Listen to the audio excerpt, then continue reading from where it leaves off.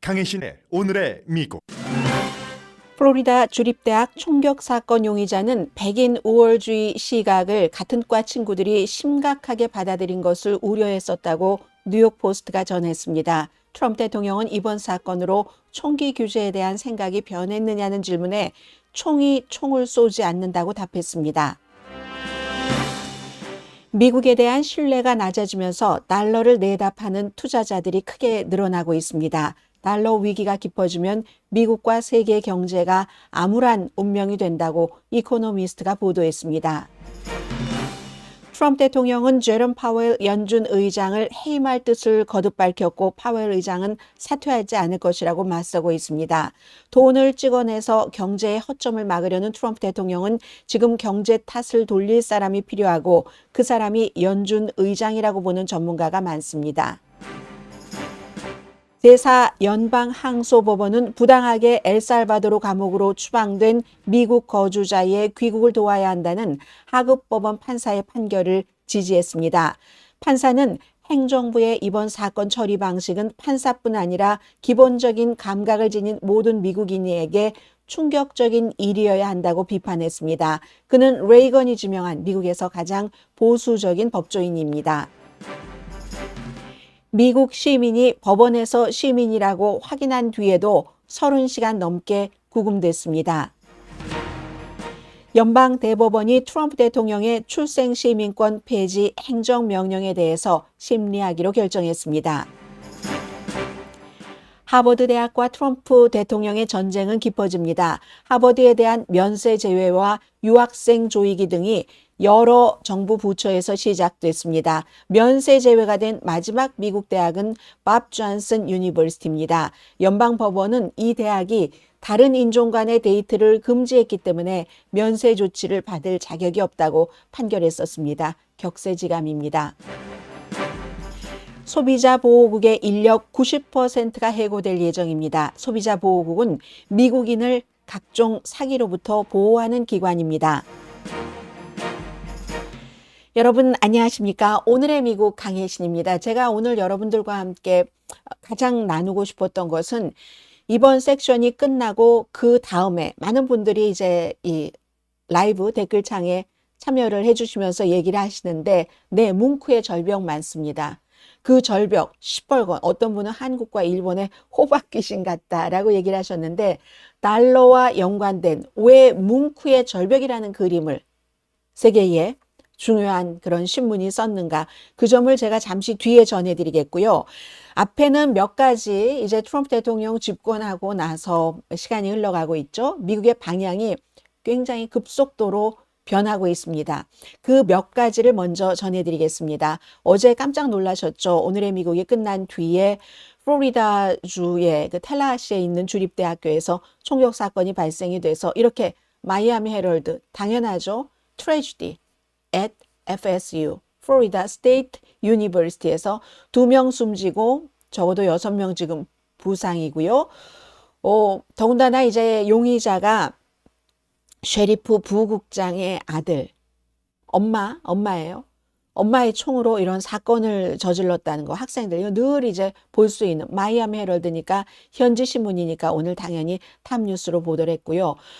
마이애미 플로리다주에서 또 가까운 지역에서 이런 것들을 더 많이 보도를 하지 않겠어요? 그래서 조지아주에서 발행되는 조금 위에 있는 플로리다주의 아틀란타 저널 컨스티튜션도 마찬가지 내용들을 보도를 합니다. 그런데 이에 비해서 뉴욕 포스트가 좀 말초적인 내용을 많이 전하기는 하는데 뉴스원은 많고 그리고 다른 데보다 빠를 때가 있습니다. 물론 믿거나 말거나 하는 것도 있지만 이건 믿거나 말거나인 것 같진 않은데요. 용의자 학생입니다. 20살. 이 학생인데 사진도 이제 실었고요. 뉴욕 포스트가 이 용의자 피닉스 아이크너라는 학생 용의자가 경찰 총에 맞고 체포가 됐습니다. 그런데 이제 이번 사건에서 정말 더 중요했었던 것 가운데 하나는 왜 플로리다주의 파클랜드 하이스쿨에서도 2018년도에 총격 사건이 있었죠. 그리고 지금 2025년입니다.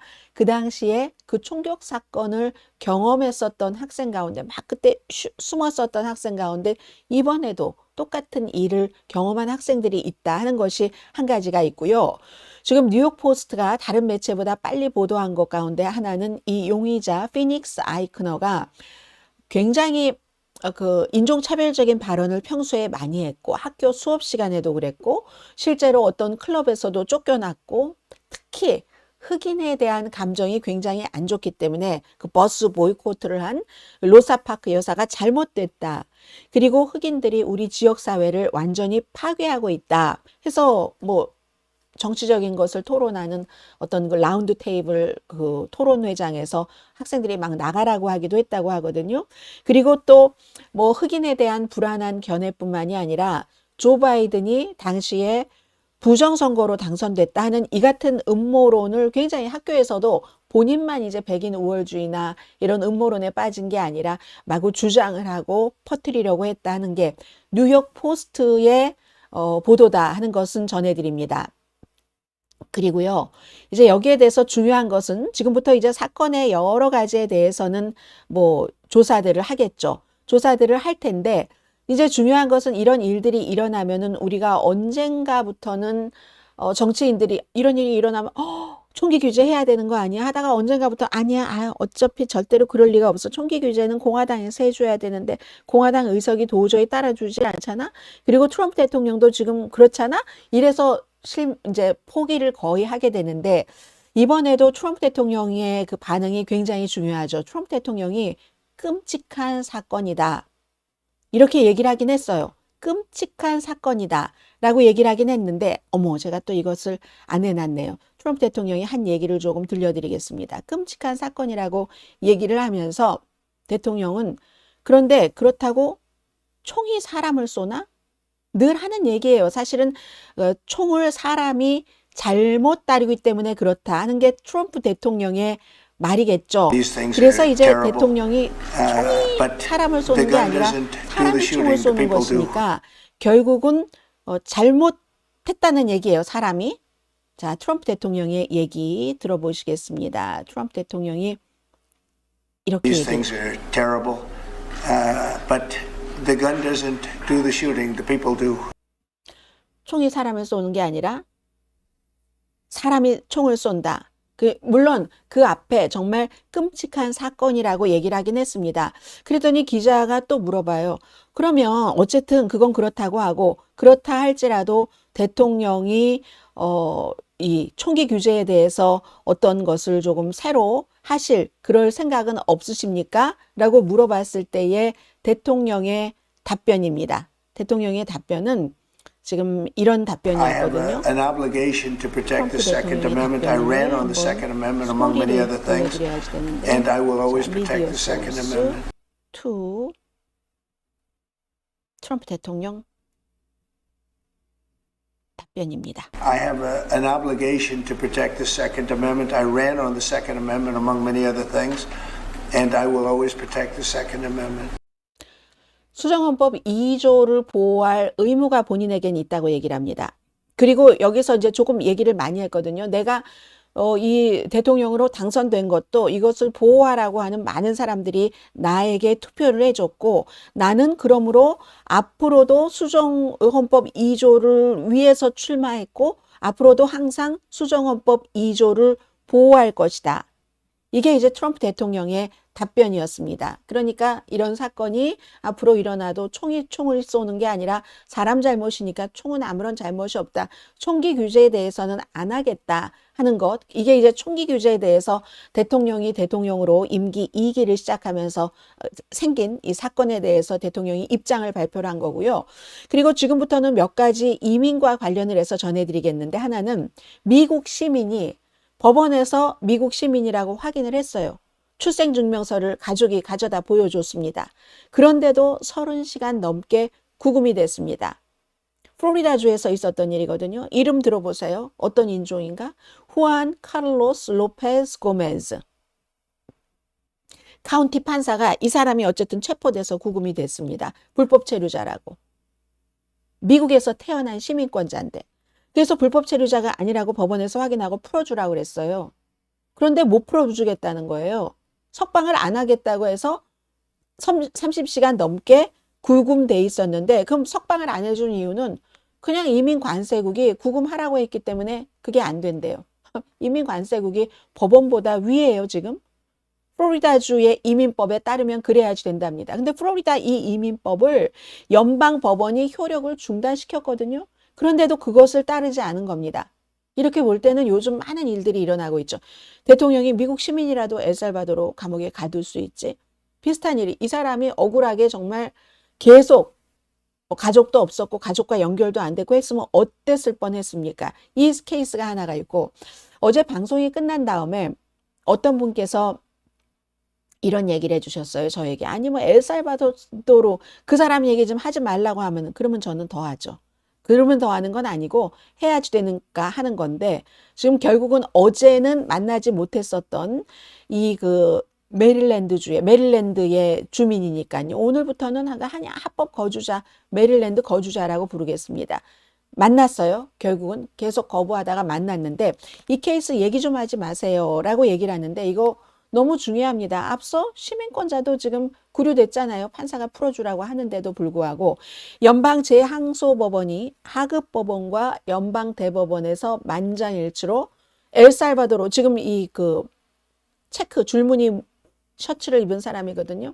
이 사람을 갱단이 아닌데도 보내줬고, 그리고 더군다나 법원에서 이 사람은 보호해야 될 사람이야, 미국에 머물러야지 될 사람이야 했는데도 그곳으로 보냈는데 그게 실수로 보냈다고 정부에서 인정을 했고, 그러니까 이 사람을 데리고 오도록 해야지 된다는 게 연방대법원 만장일치, 그리고 하급법원의 판결이잖아요. 이걸 행정부에서 우리 못하겠다 하고는 항소를 했죠. 항소했는데 제항소법원, 버지니아에 있습니다. 항소법원 판사가 이건 그거 도와주는 게 맞다. 항소법원이니까 3명이에요. 역시 만장일치입니다. 미국으로 복귀하도록 그런 것을 돕고 있다는 것을 연방법원이 돕고 있다고 나에게 보여라, 이렇게 얘기를 했거든요. 판사가 누구냐면 제이 하비 윌킨스 3세, 레이건 대통령이 지명을 했고, 미국 그 판사들 가운데서 가장 보수적인 판사로 굉장히 존경을 받는 사람이랍니다. 이분이 지방법원 판사의 훌륭한 그런 판사의 판결을 우리가 사사건건 통제할 수 없지만 우리도 생각할 때 그 사람을 데리고 오는 것이 맞다. 트럼프 행정부가 주장하는 미국 내 거주자를 정당한 절차 없이 해외 감옥에 숨겨놓을 권리? 그리고 그런 주장을 하고 그쪽으로 보내놓고 나서는 실수로 잘못 보냈다고? 잘못 보내고 나서는 우리가 할 수 있는 일이 없다, 우리가 데려올 수 없다고? 이게 지금 판사가 판결문에 쓴 거예요. 이런 내용에 대해서는 우리 판사들 만장일치로 그래서는 안 된다라고 판결한 판사들뿐만이 아니라 지각이 있는, 생각이 있고 감정이 있는 사람이라면 미국인들 모두에게 이게 너무 충격적인 사건이어야지 된다, 이렇게 판결문에 쓰는 경우 별로 없대요. 그렇게 얘기를 했고, 그리고 정부가 정말로 이 아브레고 가르시아가 테러리스트고 MS-13 갱당원이라는 주장을 믿는다면, 단원이라는 주장을 믿는다면, 엘살바도르 대통령도 그렇게 테러리스트다라고 얘기를 했고, 그렇게 믿는다면 추방 심리를 거쳐서 그 추방 심리에서 정부의 입장을 당당하게 펼치면 된다. 그리고 설령 갱단이라 할지라도 정당한 법적 절차를 받을 권리가 있다. 이게 미국의 KKK단도 정당한 법적 절차를 거치게 하는 게 미국이잖아요. 미국을 왜 법치주의의 최고봉이라고 얘기를 합니까? 그래서 이제 이렇게 얘기를 했더니, 이걸 이제 미국의 언론들이 분석하기는, 폴리티코는 이 윌킨슨 판사에 대해서 이제 말씀드린 것처럼 보수적인 그 항소법원 판사 가운데서 가장 보수적이다. 그리고 이번 판결은 트럼프가 법원 명령을 무시하려고 한 시도에 대해서 가장 신랄한 사법부의 비판이다. 사법부도 이건 우리 법원에서 먼저 내린 판결은 아니지만 아니지 싶으니까 이 정도로 신랄하게 얘기를 한 거죠. 로이터는 단순한 이게 절차적인 결정이었어요, 이번 항소법원에서는. 그런데도 이례적으로 강한 어조를 사용한 것은 일반인들에게 이 항소법원에서 메시지를 주고 싶었다. 일반인들도 다 충격받아야지 된다는 거죠. 어제 어떤 댓글에 엘살바도르 얘기 좀 그만해, 그게 아니라는 것을 이 항소법원 판사가 말하고 싶었다는 얘기입니다. 행정부가 만약에 여기에 대해서 또 불복하잖아요. 그럼 다시 대법원으로 가죠. 그럼 그땐 대법원에서 어떻게 판결할지 모르겠습니다. 지난번에는 이 사람을 다시 미국으로 돌아오라는 하급법원의 판결을 지지하지만 그래도 하급법원이 단어 사용에 있어서 트럼프 대통령이 외교권, 재량권 같은 것을 좀 침해하지 않았는지 그거 좀 확실히 해봐. 해서 이제 하급법원으로 내려와서 항소법원에서 이런 판결을 내렸으니까 다시 대법원으로 갈 수 있습니다. 어제 말씀드린 국토안보부에서 이 사람이 갱단원이라는 거 지금 증명을 못하고 뭐 이런 상황이잖아요. 갱단원이 아니라고 하고. 그러니까 딱 2021년이었던 것 같아요. 가정폭력 뭐 신고했었던 거 서류를 들고 나왔는데 와이프가 어제 거기에 대해서 해명을 했습니다. 본인이 그 전에 관계에서 남녀 관계에서 그 폭력을 당한 경험이 있기 때문에 이번에는 조금 더 분명하게 하고 싶었었는데 그 분명하게 하고 싶어서 뭐 좀 하려고 하다가 이 세상에 완벽한 부부 관계는 없다. 그런데 우리가 뭐 법원에 그걸 완전히 접수를 마무리하고 할 정도가 아니라고 생각했기 때문에 우리 부부들끼리 잘 풀었다. 이렇게 이제 그건 얘기했다. 그리고 그거하고 엘살바도르 감옥으로 갱단이라고 보내는 거하고 무슨 상관이냐. 지금 어제 얘긴 그렇게 했고요. 크리스 반 홀렌 메릴랜드주의 연방 그 상원 의원입니다. 아마 미국에 돌아와서 기자회견 같은 것을 본인이 한다고 얘기를 했거든요. 그때 정확하게 얘기를 하게 되겠죠. 만났습니다. 원래는 이거 안 만나게 해주려고 몇 번이나 뭐 감옥에 가고 해도 이분이 얘기하는데 뭐 3km?킬로미터라고 얘기했던 것 같아요. 그 정도 이렇게 떨어진 곳에서부터 제지를 시켜서 교도소에 못 가게 했는데 다른 자동차는 보내주면서 내 자동차만 막는다. 그래도 이 정치인이 굽히지 않고 계속 시도를 했습니다. 시도를 해서 이렇게 만난 거예요. 만났더니 요 오른편에 보면은 이 사진 자체가 무슨 아무튼 뭐 칵테일인 것 같죠? 칵테일이 있잖아요. 완전히 무슨 뭐 또 콜롬비아 대통령이 뭐 칵테일이나 마시고 말이야 호텔에서 이렇게 얘기하면서 또 조롱하고 트럼프 대통령도 아니 뭐 미국인 불법 체류자에 의해서 아주 그 힘들어지는 그런 사람들이나 어떻게 하지 무슨 엘살바도르까지 가서 그러냐고 이 상원 의원을 굉장히 트럼프 대통령도 비난하긴 했습니다.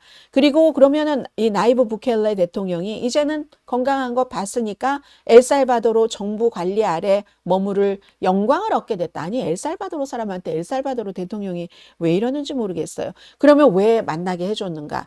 그래도 상원 의원이잖아요. 상원 의원인데 이 사람이 못 만나고 오면 가만히 있겠습니까? 인권단체는 어떻겠습니까? 아무리 갱이 설쳐서 이런 그 부켈레라는 대통령, 갱단을 퇴치하겠다고 아주 과격하게 하는 사람을 뽑기는 뽑았지만 엘살바도르 안에도 인권 같은 것을 얘기하는 목소리가 있습니다. 그리고 트럼프 대통령과는 손을 잡고 있지만 그래도 엘살바도르가 정치적인 수감자에 대해서 이 미국 상원 의원의 접근을 차단했다. 세계적인 비난은 또 받기 싫은 거죠. 그래서 아마 만나게 해줬다고 봅니다. 그러면 여기에 대해서 트럼프 대통령은 어떤 얘기를 하는가? 트럼프 대통령은요, 요즘 하는 것들이 보면은 거의 본인이 조금 불리해지잖아요. 본인이 불리해지면 살짝 좀 그 피한다고 할까요? 그런 식으로 이 문제를 접근을 하거든요. 제가 여러분들께 지금 이 내용을 비디오를 깜빡 잊어버리고 해놓지 않아서 그 장치부터 조금 하고 하나만 더 해놓고 하겠습니다. 그래서 트럼프 대통령의 그 내용들을 제가 비디오로 보여드릴 텐데 먼저 하나를 보여드리겠습니다. 기자들이 물어봤어요.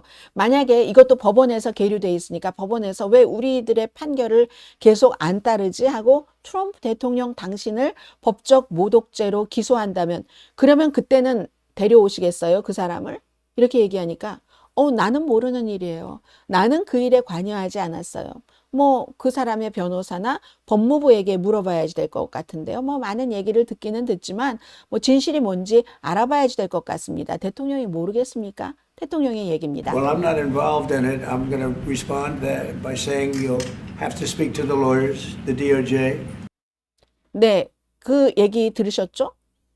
나는 그 모른다. 이제 슬쩍 이제 피해가는 그런 그 분위기라는 것을 여러분들께서 느끼셨을 겁니다. 연방 정부에서 이거 실수였다 이렇게 판단을 했는데도 그 본인들이 인정을 했는데도 불구하고 이제 대통령은 지금 이렇게 얘기할 때는 대통령이 이제 조금 내가 조금 밀리고 있나? 이렇게 생각을 하시면 됩니다. 그럴 때. 그리고 불법 이민자가 많다, 뭐, 살인자고, 뭐, 지금까지 해오던 그런 얘기를 많이 하고, 앞에서 총기에 대해서 얘기한 것처럼 나는 이런 사람들 다 내쫓으라고 대통령에 당선이 된 거다. 근데 판사들이, 운동가, 뭐, 액티비스트 판사들이 어떻게 대통령에게서 그런 권한을 빼앗을 수 있을지 나는 이해할 수가 없다. 이 말을 하면서 한 얘기입니다.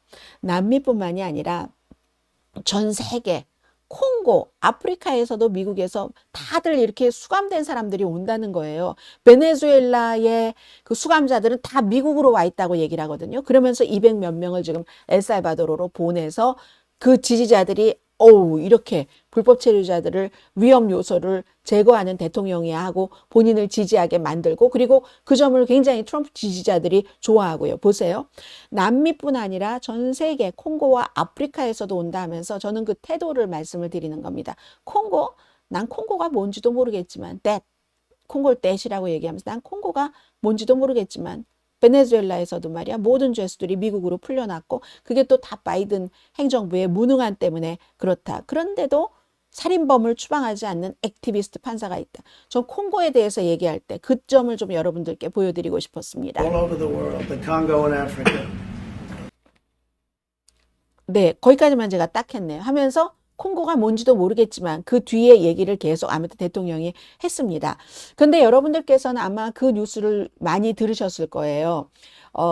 대통령이 그럼에도 불구하고 그제였었던 것 같아요. 팍스와 인터뷰에서 그냥 나가라. 그 불법 체류자들 스스로 나가면 비행기표도 줘요. 그리고 뭐 일종의 약간의 그 캐시도 준대요. 뭐 위로금인가요? 뭔가요? 보태라는 건가요? 이거 받고 나가라는 얘기인가요? 근데 그렇게 하고 끝나면 좋은데 그게 아니라 그럼 일단 나가세요.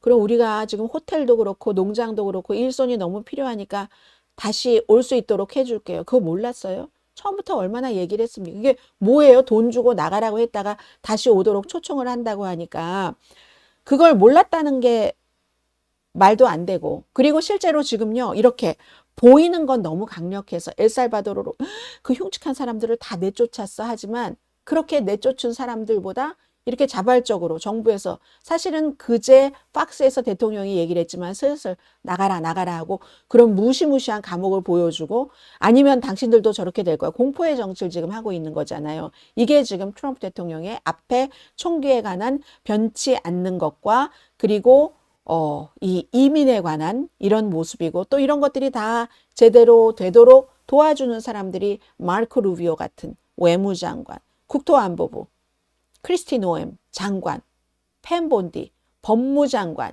이런 사람들이 열심히 협조하기 때문에 그래서 지금 소수 인종 커뮤니티에서는요 이거 무슨 얼굴 색깔이 하얗지 않다고 머리 색깔이 까맣다고 이거 정말 운 없으면 잡혀갈 수 있겠네. 잡혀가면 큰일인 거죠.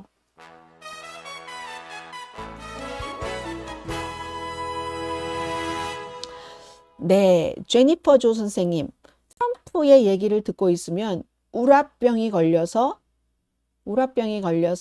수명이 단축될 지경입니다. 울화병의 근원. 멜시 처음 뵙는 분이네요. 비겁한 사람은 임기 후에는 다 책임질 듯 어마어마한 책임 보상금을 관련자 개인 돈으로 변상시켜야지 된다. 자, 그런 얘기를 해주신 분도 계시고 대통령이 국민의 삶에 얼마나 중요한지 더욱 실감하게 되는 요즘 선거 너무 중요합니다. 24일까지 선거 등록합시다. 지역의 영사관 웹사이트에 접속하시면 안내하고 있습니다. 이건 이제 한국 선거를 얘기해 주시는 것 같아요. 한국 선거도 얼마 남지 않았으니까요. 그 내용은 질리 선생님이 얘기를 해 주셨습니다. 룰도 없고 대책도 계획도 없고 엉망진창입니다. 주변에 간신들 배신하면 이 정부도 끝입니다. 간신들이 쉽게 배신하지 못하는 그런 연결고리는 있지 않을까 싶습니다. 자, 제가 여러분들께 말씀드렸던 왜 이코노미스트는 이 그림을 미국의 달러가 추락하면 어떻게 되는가 하는 기사에 썼을까요? 절규잖아요, 절규. 정말 절규, 에드바르 뭉크의 절규를 달러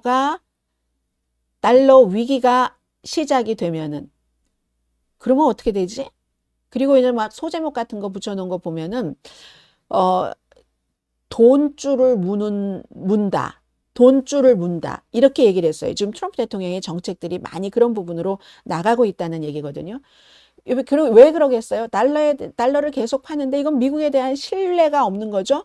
투자자들이 막 내다 파는데 누가 내다 파느냐도 너무 중요한 거고 이게 점점 깊어지면 미국 물론이고 세계에 암울한 운명이 닥친다. 그래서 이렇게 뭉크의 절규를 저 지금 뭉크의 절규 양말 신고 있는 것 같은데요.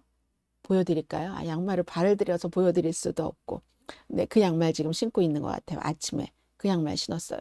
자, 지금부터 전해드리겠습니다. 안전의 상징이던 달러가 최근에는 공포의 원인이 됐습니다.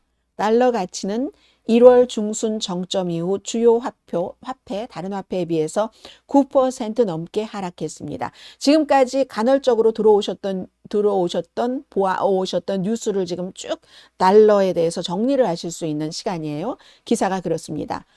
달러 하락의 40%는 4월 1일 이후에 일어났습니다. 같은 기간 10년 만기 미국 국채 수익률은 0.2%포인트 상승했습니다. 국채 수익률이 상승하는 건 좋지 않은 징조죠. 이자율 낮아도 사람들이 막 사가야 되는데 수익률이 또 오르는데도 달러 가치가 떨어지는 거 이건 정말 경고입니다. 투자자들이 아니 수익률이 오르는데도 미국이 위험하다고 생각하니까 자금을 빼내고 있는 거죠. 막 큰 해외의 자산운용 회사 같은데요. 이런 데서 달러를 팔고 있다는 소문도 지금 무성합니다. 수십 년 동안 투자자들은 미국 자산의 안전성을 신뢰했고 미국 자산을 글로벌 금융의 초석이라고 코너스톤 많이 믿어왔습니다. 27조 달러 규모의 미국 국채 시장, 미국 국채를 안전자산으로 이 달러가 상품, 원자재, 거래, 무역 이런 모든 파생 상품까지 이 모든 거래를 지배하잖아요. 달러가. 한국에서 어떤 다른 나라에서 오일을 살 때도 달러로 결제하고 그런데 왜 이런 시스템이 계속 이어지겠어요? 연방준비제도가 미국 인플레이션 낮게 하겠어요. 이런 것을 약속을 하고 또 미국의 통치 시스템이 견고하니까 뒷받침이 됐는데 그래서 외국인들이 우리나라 돈보다 달러가 최고라니까. 근데 도널드 트럼프 대통령이 취임하고 나서 몇 주일 만에 몇십 년 동안의 확고한 믿음을 근본적으로 흔들어 놨습니다. 이코노미스트 지적입니다. 이 위기가 백악관에서 만들어졌습니다. 트럼프 대통령의 무모한 무역 전쟁은 관세를 10배 가까이 인상시켰고 기본적으로 10%지만 이렇게 저렇게 자동차, 알루미늄 다 따지면 20% 정도 되니까 현재 2%에서 10배라고 얘기를 하는 거고요. 경제는 얼마나 불확실합니까? 한때 세계의 부러움을 샀던 미국 경제는 이제 경기 침체의 위험에 직면했습니다. 관세, 공급망 붕괴시키고 인플레이션 자극하죠. 소비자들에게 이미 고통을 주고 있습니다. 이런 와중에 미국의 재정 상황은 사상 최악의 수준에서 더 나쁜 곳으로 가고 그 순수한 부채가 GDP의 이코노미스트는 작게 잡았네요. 약 100%에 달한다. 120%로 보는 곳도 많습니다. 지난 1년 동안 예산 적자는 7%로 이거는 건전한 경제에서 이렇게 나오는 것은 놀라운 거죠. 그럼에도 트럼프 1기 때의 감세 조치를 연장하고 확대하려는 의도로 공화당 의회에서 며칠 전에 뭔가를 통과시켰잖아요. 빚을 더 늘리길 원합니다. 무한정으로. 늘 그냥 매년 조금씩 올려오는 것, 데셀링이라는 것 있잖아요. 그 데셀링을 매년 그냥 해주는 것도 민주당 대통령일 때는 안 해주려고 바득바득 하다가 바이든 때도 그랬고 오바마 때도 그랬고 지금 공화당은 무한정으로 데셀링을 높이자는 거잖아요. 그런 것. 그래서 4월 10일 의회는 앞으로 10년 동안 5조 8천억 달러의 적자를 추가할 수 있는 예산안을 통과시켰습니다. 책임 있는 그 연방 의회의 조사국이 조사를 한 결과 그렇다는 겁니다. 그러면 그냥 우리가 뭐 5조 8천억 달러 앞으로 10년간 더 늘어난다고 빚이 이러면 잘 감이 안 오는데 그게 어느 정도 규모냐면요. 트럼프 1기 때 감세한 거, 코로나 19 때 또 추가로 지출한 것 있죠. 트럼프 행정부에서도 그렇고 바이든으로 넘어와서도 그렇고 또 바이든의 경기 부양안 얼마나 많아요. 인플레이션 감축 법안 등등. 이 모든 것을 합친 금액보다 더 많이 지금 공화당에서 트럼프 쓰게 해줘 하고 지금 통과를 시켜놓고 있다는 겁니다. 부채 비율 상승 속도를 앞으로 몇 년 동안 2배로 높일 수 있는 수준이다. 이럴 때 달러 사겠어요? 채권 사겠습니까? 경기는 하락하고 경제는 무질서하고 이게 특히 폭발적인 위험을 지니는 이유는 지금 마켓이 세계 시장이 트럼프 대통령의 통치 역량을 의심했다는 겁니다. 뭐 좀 있는 줄 알았는데 경제는 좀 하는 줄 알았는데 그래서 뽑았더니 아닌 것 같아. 일관성도 너무 없어. 점점 이제 의심을 하기 시작하는 거예요. 지금 거의 확신을 하는 사람들도 많지만 아직도 에이 뭐 있겠지. 설마 미국 주식 시장을 저렇게 망가지게 하겠어? 에이 트럼프인데. 근데 의심은 이미 하기 시작했어요. 관세를 산정하는 데도 펭귄만 사는데 사람도 없는데 50% 관세를 내라고 하고 그 공표하고 뭐 시행하고 13시간 만에 바로 또 걷어들이고 90일 하자고 했다가 아니 중국에는 145%를 하고 너무 혼란스럽고 일관성 없는 이런 방식이 세계에서 조롱거리였다고 얘기를 합니다. 이코노미스트는. on and off, 오락가락 적용되는 면세와 이런 것들은 또 하나의 나쁜 점이 로비스트를 살찌운답니다. 그럼 어디서 누군가 말을 듣고 트럼프 대통령도 마지막에 누군 말 들었지. 그리고 이건 해줘야 됩니다. 이건 해야 이런 로비만 활성화시킨다고 얘기를 하죠. 수십 년 동안 미국은 계속 강한 달러 정책에 우리는 거기에 올인하겠어 하는 신호를 보였는데 요즘은 안 그렇대요. 이것도 이제 트럼프 대통령 집권하기 직전부터 나왔던 얘기인데 백악관 참모들 가운데서는 왜 달러를 계속 강하게 해. 그거 그냥 그럴 필요 없이 그냥 다른 나라하고 쉐어해. 달러 약한 게 좋은 거야. 트럼프 대통령조차도 어떤 때는 달러 강한 거, 달러 약한 거 이게 좀 왔다 갔다 하거든요. 필요하다면 뭐 강압을 통해서라도 다른 국가들과 뭐 이거 공유해야지. 뭐 우리가 너무 이런 식으로. 근데 그것도 불확실성이라는 것이 훨씬 중요하고요. 이러한 모든 것들이 연방준비제도에 굉장한 압박을 준다고 얘기를 합니다. 트럼프 행정부는 트럼프 대통령은 지금 금리를 내려라. 이 이유가 있어요. 많은 분들이 알고 계실 겁니다. 금리를 내려라. 근데 그리고는 이제 뒷부분에 말씀을 드리겠어요. 이것도 너무 중요하니까 다음 섹션에서 연방준비제도의 제롬 파웰 의장을 법이 있으니까 10년 임기 법이 있으니까 내쫓지는 못하겠지만으로 보고 있어요. 여기서는 그것도 모르지만 못하겠지만 임기가 2026년 5월 내년까지거든요. 지금 1년밖에 안 남았어요. 그 뒤에는 트럼프 대통령이 다른 그런 여러 부서에 본인이 맞춤형을 하듯이 그렇게 가져다 놓을 거다. 연방준비제도 의장도 그걸 굉장히 걱정들을 하고 있습니다. 2026년 1년밖에 안 남았는데 복종하는 연방준비제도 의장을 지명할 수 있다는 거죠. 그런데 이 달러가 약해지는 게 꼭 그런 것뿐만이 아니라 앞서 말씀드렸던 불법 이민자를 아무런 절차 없이 그냥 막 엘살바도르로 보내거나 마음에 들지 않는 법무법인, 합동법률사무소를 막 벌 주고 있잖아요, 지금. 그러면 대학, 고등교육에도 마찬가지고 해외 채권자들이 생각할 때는 트럼프 대통령은 말이야, 우리가 미국 채권을 사고 달러를 사는 사람인데도 우리의 권리까지도 뭔가 본인의 그 권력을 이용을 해서 위협할 수 있겠어. 그런 것을 시사한다고 읽는답니다. 지금 트럼프 행정부의 여러 가지 정책을. 그래서 그러면 어떻게 했어요? 이 모든 것들은 미국 자산에 대해서 위험 프리미엄을 늘리죠. 보험 들 때 병력이 있는 사람 보험료 많이 내잖아요. 똑같은 얘기. 그리고 이게 전면적인 위기까지 갈 수도 있다는 게 더욱 충격적인데 외국인이 보유를 한 게요. 미국 국채가 8조 5천억 달러? 8.5조예요.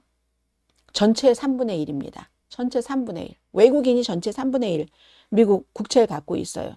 그리고 이 외국인이 갖고 있는 그 국채 3.5조 달러의 반 이상이 민간 투자가가 갖고 있답니다. 무슨 국가가 아니라 민간 투자가. 그러면 이게 뭐가 나쁘냐면 국가는 그거 내다 팔려고 할 때 다른 것으로 싹 압박을 할 수가 있잖아요. 뭐 관세가 될 수도 있고 다른 외교 정책으로. 그런데 개인 투자가들은 그렇게 압박할 수가 없어요. 한꺼번에 내던지면 이게 외국인이 갖고 있는 채권의 반 이상이 민간 투자가인데 이 민간 개인 투자자들은 어떻게 개개인을 압박합니다. 던져버리면 어떻게 할 수가 없죠. 쉽게 움직이지 않아요. 위협에. 그리고 미국은 앞으로 1년 동안 9조 달러의 부채를 또 상환해야 돼. 그러니까 재조달해야 된다. 돈 더 찍어내야 된다는 얘기예요. 간단히 말해서. 그런데 이 미국 국채에 대한 수요가 지금 약해지고 있잖아요. 그러면 이 충격은요, 빨리 전해진답니다. 그때 의회는 어떻게 할까?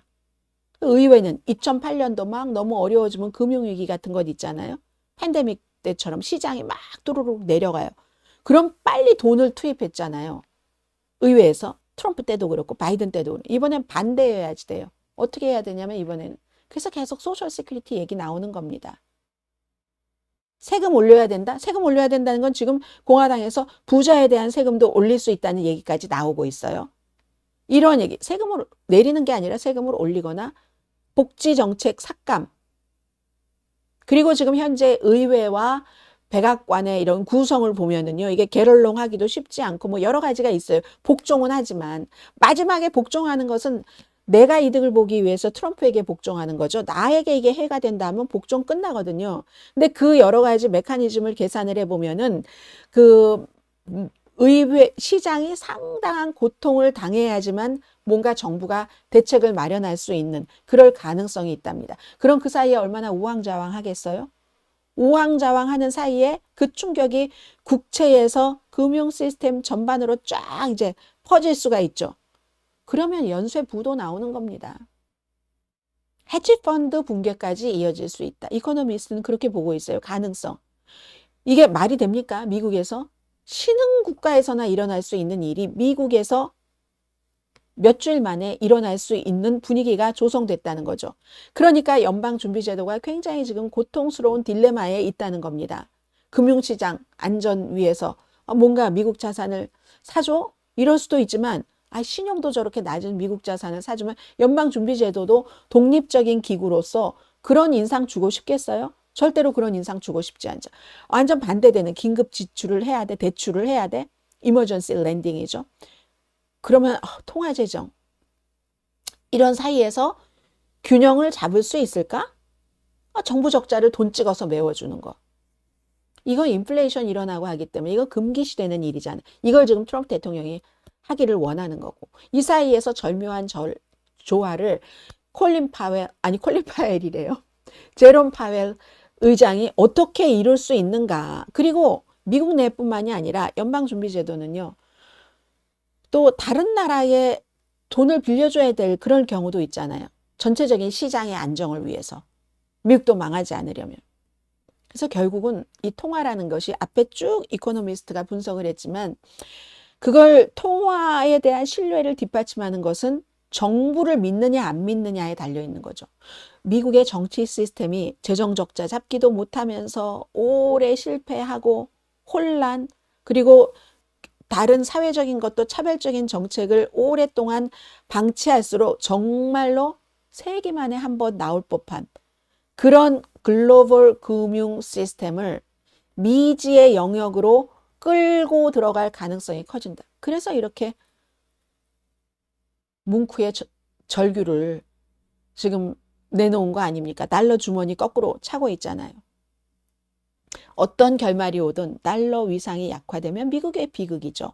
물론 달러가 약해지면 또 모든 그런 환경에서 득을 보는 사람들이 있긴 있습니다. 일부 수출하는 업자? 뭐 이런. 그럴 수는 있지만 달러 패권이 모든 사람들에게 다 영향 미쳐요. 여러분들 왜 자동차 살 때는 채권 뭐 몇 년짜리, 집 살 때는 채권 몇 년, 뭐 10년 만기 채권 기준으로 이렇게 해서 이자율이 이렇게 된다 하잖아요. 다 영향을 미치는 거죠. 대기업은 안 그렇겠습니까? 세계의 기축통화인데 외환 거래부터 무역부터 그러니까 세계가 믿고 쓰는 돈이잖아요. 믿고 쓰는 돈, 기축통화. 그렇기 때문에 미국에선 누구나 돈을 싸게 빌릴 수 있었던 거죠. 이게 달러 수요가 많으니까. 그러니까 이자율이 낮아져서. 야, 이거 정말 큰일 난다는 겁니다. 그래서 돈줄을 문다고 얘기를 하는 거예요, 지금. 아니, 이런 돈줄까지. 그렇다고 해서 세계도 무조건 달러를 버릴 수가 없죠. 무조건 하는 것은 항상, 그러니까 뭔가를 버릴 때는 새로운 것으로 갈 때는 대안이 있어야 되잖아요. 지금 관세는 대안 없이 가는 부분이 많이 있는 것 같은데 대안이 있어야지. 유로요? 뭐 국가별로는 많아요. 국가별로는 많지만 뭐 경제도 뭐 큰 경제, 뭐 독일 뒷받침하지만 안전자산으로는 불충분하고 스위스는 안전하죠. 막 스위스 금도 있고 그러잖아요. 우리가 스위스 안전하지만 너무 작죠. 달러에 비하겠어요. 일본? 커요. 일본 엔화도 크지만 일본 또 부채가 많습니다. 금? 암호화폐? 금 지금 엄청나게 올랐잖아요. 집에 있는 금을 내다 판다고들 하는데 금? 암호화폐? 정부가 보증을 안 하잖아요. 그래서 지금 달러를 잡고 있어야 되긴 하는데 그 투자자들의 그 투자 돈으로 세상이 많이 움직이고 있는데 뭐 좋든 나쁘든 어쩔 수 없잖아요. 여기다 갔다가 저기다 갔다가 여기저기 이렇게 옮겨 다니는 동안에 안정성을 찾으려고요. 거품, 붕괴, 저기도 돈이 물려서 하면 했다가 개미들만 그냥 완전히 손해보고 그런 거품과 붕괴가 반복될 수 있다.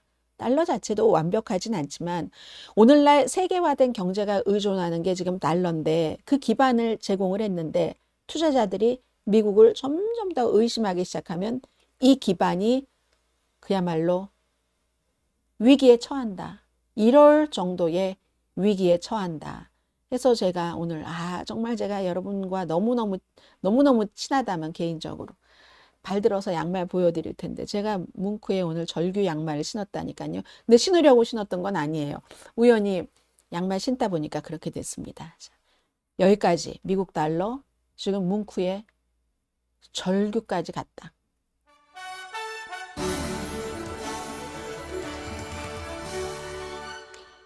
네, 잘 모르는 사람이 신념을 가지면 그게 더 무섭다. 이렇게 얘기한 사람들도 있고요. 그리고 아이고 그러기지 않길 바랍니다. 제이리 선생님, 미국 망해가나요? 아이고 하시는데 해킴 선생님은 왜 한 사람 때문에 모든 사람이 고통을 느껴야지 되나요? 진짜 큰일 났어요. 현재 일본 국가 부채까지 알고 계시는 분 계시네요. 일경 2천조 원. 미국 부채는 한국 돈으로 따져서 37경. 미국 망했단 게요. 한글 선생님이 그렇게 얘기를 해주셨는데 미국을 제외한 시장이 다시 만들어지는 게 더욱 효과적이지 않을까요? 기다림이라는 분이 이렇게 얘기를 해주셨네요. 오늘도 불안정한 미국 증시는 오락가락, 현재 마이너스 뉴스까지 전해주시고요. 김영 선생님께서. 자, 지금은 제가 또 연준에 대해서 조금 말씀을 드려야지 될 것 같습니다. 왜냐하면 이 일이 앞으로 계속 일어날 일이고 또 이건 또 뭘 말하는 거지? 쉽잖아요. 오늘 USA 투데이를 한번 보겠습니다. 이건 마이애미 헤럴드고요. 오늘 USA 투데이를 보면은 오늘 미국 신문의 탑 뉴스들이 다 마찬가지로 공통적으로 제가 좀 전에 말씀드렸던 뭐 달러라든가 아니면 연준이라든가 아니면 플로리다주에서의 그 플로리다 스테이트 유니버시티에서의 총격 사건 이런 것들을 다루고 있는데 USA 투데이가 경제적인 것을 월스트리트저널도 아닌데 이 앞에 달았잖아요. 스태그플레이션, 경기는 나쁜데 물가는 올라가. 그런가 하면 코트에서도 법원에서도 여러 가지 지금 문제점이 있잖아요. 그런 이제 그 트럼프 대통령의 문제 같은 것을 지적을 했고요. 또 월스트리트저널을 볼까요? 월스트리트저널은 트럼프 대통령이 연방준비제도와 계속 연준 의장을 해고하는 거기에 이제 참 포커스를 두고 있다는 거잖아요. 그리고 그 아래 보면은 파웰 연준 의장의 그 운명에 대해서 몇 개월 동안 계속 얘기를 해왔다는 겁니다. 그럼 이 몇 개월은 대통령이 된 지는 뭐 불과 몇 개월 되지 않으니까 그 전부터 생각해왔다고도 볼 수 있고 이 제롬 파웰 연준 의장은 트럼프 대통령이 지명한 사람이에요. 그렇긴 하지만 그리고 연준 의장을 뭐 대통령이 해고할 수 있는 권한이 있는 점이 확실하지가 않아서 어제 제롬 파웰 의장이 다른 사람 해고하는 그 권한에 대해서 연방 대법원이 심의하는 것을 지켜볼 필요가 있다. 이렇게 얘기를 했었잖아요. 근데 임기 처음에도 이자율을 마구 내리라고 했는데 내리지 않았어요. 그 당시에. 연준은 또 연준의 스케줄대로 가니까. 그래서 저 사람 능력 없다, 뭐 너무 늦어, 늘 느린 뭐야 엄청나게 비난을 했었잖아요. 오늘 워싱턴 포스트도 마찬가지로 이자율 인하를 트럼프 대통령이 계속 이제 그 요구를 하고 있는데 연준 의장이 지금 말을 듣지 않아요. 우린 더 봐야지 되겠다. 더군다나 관세 때문에 미국의 상황이 나빠질 확률이 훨씬 높은데 그것까지 보고할 수밖에 없다. 우리는 지금 이제 그런 얘기들을 많이 하고 있잖아요. 그 사이에 오늘 제가 이 섹션에서 여러분들께 전해드릴 것은 바로 이 내용입니다. 왜 그럼 트럼프 대통령은 그 연준 의장을 내쫓기를 원하는가? 어제도 분명히 그 연준 의장을 내쫓을 것처럼 얘기를 했거든요. 해피하지 않다고 했습니다. 그리고 내가 그를 내쫓고 싶으면 내쫓기를 원하면 want라는 단어를 썼어요. 그는 아주 빨리 나갈 거다. 내 말 믿어. 이렇게 얘기를 했거든요. 트럼프 대통령. I'm not happy with him. If I want him out, he'll be out of there real fast, believe me. 네, 트럼프 대통령이 이렇게 얘기를 했습니다. 그는 떠날 거다. 내가 요청하면. 역할을 다 못한다. 늘 너무 늦게 해. 느리고 만족하지 않아. 이렇게 얘기를 했거든요. 그러면 트럼프 대통령은 연준 의장을 해임을 할 수가 있는가? 대통령이 연준 의장을 해임할 수 있는가? 이 내용은 파이낸셜 타임즈의 기사인 것 같은데요. 90년 전에 판례가 있답니다. 험프리 뭐 이런 판례인데 이 사람 프랭클린 루즈벨트, 윌리엄 험프리를 해임을 한 조치가 위법이다.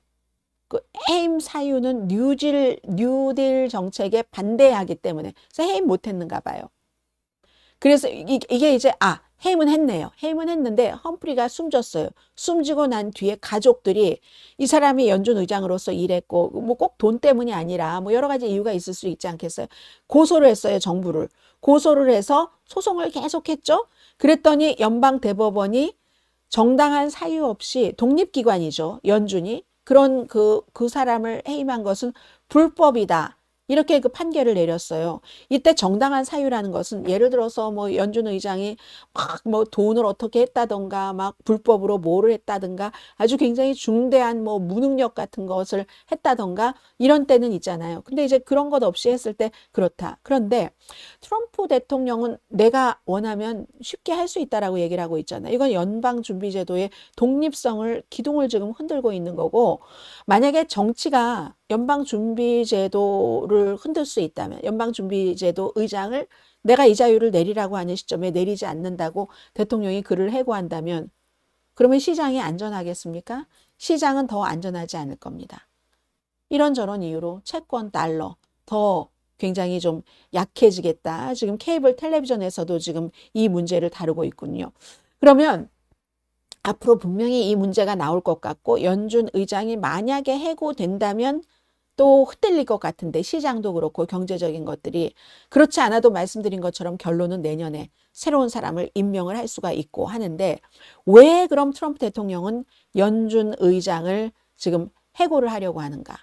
그냥 이자율 내리라고 압박만 하는 게 아니라 왜 제롬 파웰 연준 의장을 해고하려고 하는가? 이건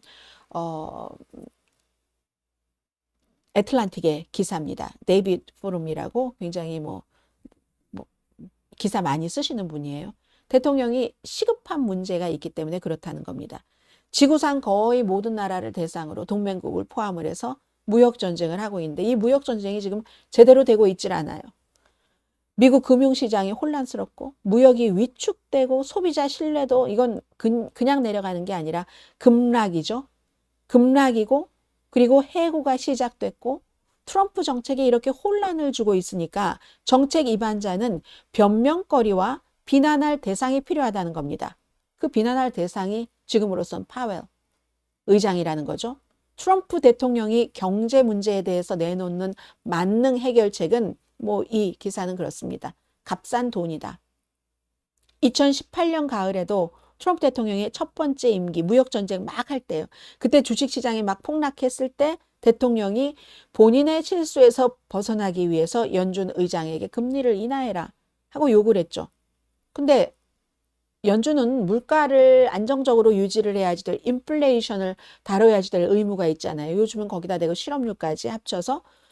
그래서 이분은 이렇게 얘기를 합니다. 만약에 트럼프 대통령이 지금이라도 관세를 철폐하고 무역이 회복되도록 내버려 두면은 연준은 그냥 자기 일을 할 수가 있다. 근데 그러려면 어떻게 해야지 됩니까? 트럼프 대통령이 내가 잘못했었어.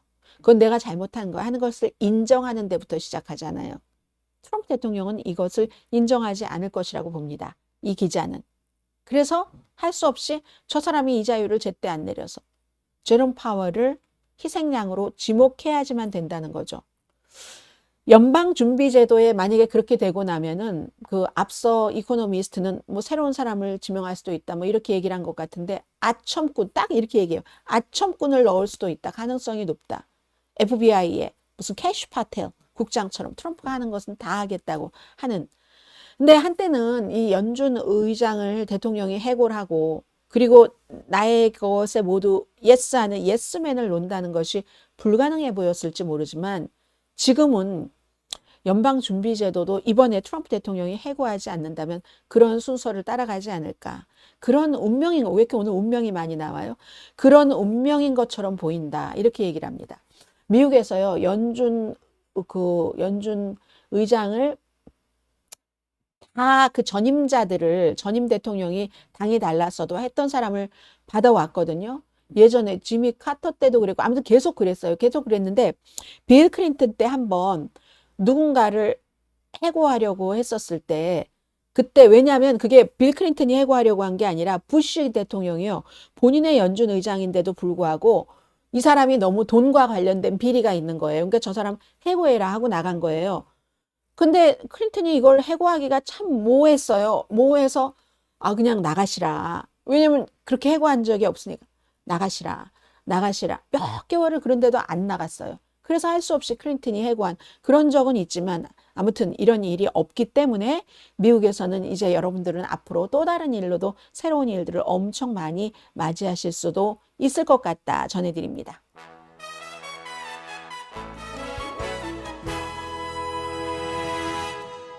네, 지금 트럼프 대통령이 백악관에서 법원에서 이런저런 판결이 나오니까 뭔가를 법원을 비난을 하는 것 같습니다. 한번 제가 이거 지금 연결이 돼 있는 상태는 아닌데 한번 들어볼까요? This is the kind of a reporter we like. There aren't enough of them. We got to get some more of them. But no, I appreciate that question. No, look, he's a fake. I know him. I know them all. They're all fake, and they have no interest in that prisoner. That prisoner's record is unbelievably bad. If you would go into the room, you might. 네, 지금 트럼프 대통령이 하는 얘기는 그 법원에서 나온 판결이나 이민 관련해서 페이크라고 기자들이 이게 이런데요 하고 물어보면 지금 행정부에서 주장하는 것과 다른 게 나오면은 페이크라고 얘기하고 그 사람 엘살바도르 감옥에 갇혀 있는 사람 그 기록을 보면은 이게 말도 못하는 기록이야 이런 식으로 이제 지금 법원에서의 반격이 이어지니까 트럼프 대통령이 직접 나서서 말 잘하잖아요. 직접 나서서 이제 또 본인을 지지하는 사람들의 다른 것을 본인들이 주장하는 것을 믿게 하는 이제 그런 것으로 보입니다. 그만큼 이거 가만히 있어서는 안 되겠네 하는 정도는 되는 것 같다고 말씀을 드리고요. 마르코 루비오 국무장관이 오늘 만약에 러시아와 이 우크라이나 협상 징후가 보이지 않으면 우리 며칠 만에 여기서 미국은 빠질 거야. 뭐 아니면 말고도 아니고 휴전에 대해서 미국은 빠질 거야. 몇 주일 몇 달, 며칠 안에 해내지 않으면 그러면은 우리는 빠진다고 이게 이제 그 마르코 루비오 국무장관의 얘기입니다. 유럽에서 한 얘기예요. 프랑스 외무장관 그리고 영국의 외무장관과 같이 한 얘기거든요. 그러니까 이게 트럼프 대통령이 뭐 하루 아침에 된다는 것은 뭐 당연히 안 되는 것이고 푸틴도 뭐 나를 좋아하고 나를 무서워서 어떻게 한다는 것도 안 되는 거고, 광물 거래는 근데 우크라이나와 뭔가 각서를 맺긴 맺은 것 같아요. 우크라이나와. 그리고 협상 중재하는 거 이거는 우리 안 한다. 뭐 이런 얘기를 했어요. 그리고 연방 대법원이 출생 시민권 거기에 대해서 이제 심의를 한다 하는 내용을 좀 전해드리겠는데, 이분은 한 주의 그 검찰총장이에요. 법무장관이에요. 그 내용을 전해드리겠는데, 원래는 연방대법원에서 안 받으려고 하다가 결국은 이제 받게 된 건데, 미국에서 태어난 아이에게 자동적으로 시민권을 주는 거예요. 이것도 미국의 스토리의 역사가 길어서 그렇게 됐는데, 트럼프 대통령은 아니 그럼 불법 체류자의 아이들도 시민권자 이거는 안 되지 하면서 행정명령을 싹 했어요. 근데 미국은 이게 헌법에 보장이 돼 있기 때문에 그런 데는 다 뭐 노예 때부터 이유가 있었고, 미국이 스스로 자책하고 반성하고 reflection of our life, 미국으로서 of United States의 그런 과거에 잘못했다 이런 여러 가지가 다 돼 있는 건데, 어쨌든 임시 체류자의 자녀도 여기서 나면 이제 아이는 시민권자가 되니까요. 이거 다 없애겠다. 그래서 이것도 많은 사람들이 지지하는 부분이 있어요. 근데 이 행정명령이 수정헌법 14조에 명백히 위배가 되는 거잖아요. 그래서 이제 아래 법원에서 이거 행정명령을 효력을 중단을 시켰어요. 세 군데의 항소법원에서 각각, 3명의 지방법원 판사가 각각 효력을 뭐 여기서 저기서 중단을 시켰어요. 그랬더니 트럼프 대통령이 이 중단시킨 효력을 그렇게 하도록 해달라고 요청을 했는데, 항소법원들에서도 이 개입하기가 아주 복잡한 거예요. 망한 거예요. 그래서 항소법원도 안 했거든요. 그러다가 대법원도 안 하려고 하다가 5월 달에 이제 구두 변론을 시작을 한답니다. 월스트리트저널이 이걸 어떻게 표현하냐면요. 하급법원에서, 항소법원에서 완전히 다루어지기도 전에 이렇게 중대한 사안을 연방 대법원에서 다루는 것은 헌법이 보장하는 기본권에 대한, 미국에서 태어나면 속지주의 이런 것에 대해서 대통령이 일방적으로 바꿀 수 있는가 없는가, 여기에 대해서 연방 대법원이 결론을 내리겠다 하는 의미다 이렇게 얘기를 했고요. 워싱턴 포스트는 글쎄 뭐 거기에 대한 거창한 결론을 내린다기보다는 그 행정명령을 중단시킨 것 그 범위에서 뭐 좀 작게 하지 않을까 이런 얘기를 한 것도 있고, AP통신은 그럴 의도건 저럴 의도건 어쨌든 연방 대법원이 이 케이스를 하겠다고 했으면 정말 속지주의가 없어지는가 없어지지 않는가 이걸 이제 결론 내리기 피해가긴 힘들 것이다 이렇게 얘기를 했고, 트럼프 대통령은 나의 이 항소를 받아들여서, 이건 뭐 항소도 아니에요. 항소법원이 안 했으니까 항소를 건너뛴 항고인가요? 정말 기쁘다. 뭐 사람들이 이해를 잘못하고 있고 이거 다 출생시민권 노예제와 관련된 문제다. 그렇죠. 그럴 수도 있죠. 네, 그런 부분이 있죠. 그러니까 제가 왜 이 사진을 썼느냐면 뉴저지주의 법무장관이에요. 매튜 그 플래킨이라는 법무장관인데, 출생할 때는 미국은 미국에서 태어나면 미국 시민권자다 하는 이거 헌법적인 권리는 어느 한 사람의 기분에 의해서 껐다 켰다, on and off 할 수 있는 문제가 아니다. 이렇게 얘기를 했고요. 5월 15일에 심리가 열리니까 그때까지는 이제 트럼프 대통령의 행정명령을 막는 그게 이제 그대로 유지가 됩니다. 그리고 이제 소비자 보호국의 인력 90%가 해고될 예정입니다. 1,500명인데 1,500명이 90%래요. 소비자 보호국 이름이 말하는 그대로입니다. 뭐 잘못되고 뭐가 이래요. 이런데 이 회사에서 이런 거 안 해줘요. 이것 좀 조사해 주세요 하는 것을 하는 거죠. 일주일 전쯤에 항소법원이 법적으로 이 지금 하고 있는 일이 피해가 되지 않으면 행정부가 그 행정부 공무원을 해고할 수 있다는 판결을 내렸어요. 일주일 전에. 그랬더니 이건 90%를 지금 해고한다는 거거든요. 90%를 해고하면 물론 뭔가가 살을 좀 빼야 됐다 하는 것은 있었을지 모르지만, 사람이 내가 다이어트 하는데 90%를 빼면은 그 전에 기능을 할 수 있을까요? 어쨌든 지금 그런 일들이 있다 하는 거고요. 이런 식으로 이제 이건 그냥 하나의 분위기를 전해드린 겁니다. 그래서 로이터 통신이 오늘 보도한 것 보니까 식품의약국도 직원들을 너무 많이 감축을 해서 이젠 뭐 식품에 대해서 뭔가를 검사하고 하는, 그러니까 품질 관리 프로그램, 이것도 마찬가지잖아요. 소비자 보호국도 품질 관리와 연관이 있는데 그 품질 관리 프로그램 뭐 검사하는 것을 중단한다. 이게 전해졌고요. 오늘 마지막 뉴스입니다. 이건 뉴욕타임스 보도인 것 같은데 트럼프 대통령이 이제 막 압박을 넣고 해서 하버드 같은데 뭐 지금 유학생도 줄인다고 하고 세금 면세도 안 해준다고 하고 근데 문화 전쟁이잖아요. 트럼프 대통령이 뭐 유대 반유대주의 이거에 대해서 어떻게 해야지 되겠어 하지만 거기에 뭐 DEI 다양성, 형평성, 포용성이 들어가고 뭐가 들어가고 학생을 어떻게 뽑고 뭐 교수들을 어떻게 관리하고 저 중동 관련 교수 뭐 저 사람은 안 되고 이런 것이 결국은 계속 캠페인 때 해왔던 문화 전쟁의 일부인 겁니다. 이게 이길 수 있을까? 하버드가 트럼프를 이길 수 있을까? IRS 이미 이제 그 시작을 했다고 하고 이 내용은요. 영국에서도 이렇게 보도를 해요. 가디언 보도거든요. 하버드의 세금 면세. 이거 말이 되는 거야? 했더니 영국의 뭐 인터뷰 보니까 영국의 한 총장이 그 더럼 대학교 총장 뭐 이분 하버드 대학교 감독위원회 위원이기도 하대요. 피오나 힐 이분이 야 이로써 미국의 황금기는 끝났다. 근데 왜 이분이 미국의 황금기는 끝났다라고 얘기하냐면 앞으로도 이제 쓸 카드가 많다고 말씀을 드렸잖아요. 오늘 보스턴 글로브를 보면 이런 게 나옵니다. 보스턴 글로브를 보면 왼편을 한번 봐주세요. 왼편에 보면은 last time 대학이 면세 조치됐던 때가 밥 존스 유니버시티라고 나오죠. 그리고 그 작은 글씨에 보면은 다른 인종 간의 데이트를 금지한 이유로 그때 이 대학교가 세금 면제에서 제외됐었다.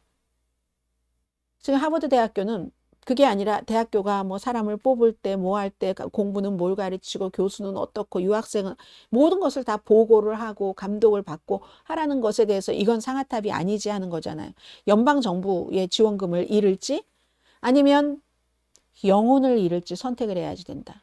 고통스럽더라도 그 선택을 분명하게 할 수 있는 하버드 같은 데가 있고 그렇게 못하는 데가 있는데 미국의 뭐 황금기가 끝났다 이렇게 얘기를 하고 있잖아요. 근데 예전에는 이 보스턴 글로브가 얘기한 것처럼 다른 인종 간의 결혼을 결혼도 아니에요. 학생들끼리 데이트를 못한다 해서 그게 말이 돼? 하고 그랬는데 이번에는 이슈가 다르죠. 정치적인 그런 이념적인 이슈로 두려움의 정치를 두려움이 뭐 정치에서 강력한 도구일 수도 있고 뭐 이렇게 하는 거잖아요. 지금 심지어 공화당 중도파 의원들도 내 가족도 다칠까? 내가 나중에 뭐 어떻게 잘못될까? 무서워서 트럼프에게 동조하는 사람도 많다고 하잖아요. 근데 제가 그래서 이제 이 대학교가 어떤 대학교인가 자세히 그 기사를 읽어봤어요. 밥 존스 대학이. 사우스캐롤라이나주에 있는 크리스찬 대학입니다. 그래서 결국은요. 1976년도 국세청이 아니 이게 말이 돼? 다른 대학 인종 간의 데이트를 금지해서 뭐 이렇게 했다는 거. 이게 이제 이 대학교가 소송을 했어요. 76년도 국세청이 이 대학이지만 학문의 전당이지만 뭐 면세 안 돼? 하고 하니까 계속 소송을 했죠. 이 소송이 어디까지 가냐. 미국의 하나 케이스 이렇게 길게 갈 때가 많잖아요. 1983년도에 연방대법원이 여기에 대해서 판결을 내렸습니다. 맞다. 그건 면세가 맞다. 인종차별하는 거 이거 학교에서 할 일이 아니다. 그러면서 세금 면제를 받을 자격이 없지. 이렇게 판결했거든요. 제가 이 기사를 읽으면서 시드니 포이티에가 생각났어요. 캐서린 헵번. 스펜서 트레이스의 마지막 작품이었다고 하잖아요. 초대받지 않은 손님. 흑인 남자와 백인 딸이 결혼을 하려고 하고 굉장히 진보적인 가치를 가진 부모였는데도 불구하고 이게 뭐 60년대 말 67년 이때의 영화였으니까요. 이걸 막 고민하게 되는 그런 거였는데 이건 76년도였고 지금은 이거고 이슈는 다르지만 대통령이 이게 더 빅하지 않나요? 대통령이 나의 그 보수적인 가치, 뭐 보수적이라고 표현을 하자면 보수적이라는 그런 것에 맞지 않다고 면세 조치를 이거를 면제시킨다고? 아니 대학교가 돈 많이 벌 수 있는 그래서 다른 데다 투자할 수 있는 유학생도 뭐 어떻게 해버린다고? 야 이게 도대체 참 그리고 더군다나 보니까 부활절이잖아요. 일요일이 부활절이고 오늘도 아주 성스러운 날이고요. 부활절은 내일 모레고요. 자, 금요일 오늘의 미국 여기서 마치겠습니다. 저는 내일 시사 만평과 함께 한 주일의 중요한 뉴스를 전해드리고요. 일요일에는 또 탑뉴스 브리핑을 통해서 뵙겠습니다. 오늘의 미국은 월요일부터 일요일까지 로스앤젤레스 시간으로 아침 9시에 방송됩니다. 어떤 분께서 100만 구독됐으면 좋겠어요. 네, 그러면 저도 정말 좋겠습니다. 제가 이제 미국에서 미국 분을 중심으로 여기서 방송을 시작했고, 미국에는 전체적으로 다 합쳐야 뭐 인구가 많이 되지 않잖아요. 그런데도 이 정도면은 굉장히 많은 분께서 이 아침에 참여를 해주시는 겁니다. 네, 100만 구독자를 원하신 분 감사합니다. 인사드리면서 내일 시사만평에서 뵙겠습니다. 강혜신이었습니다.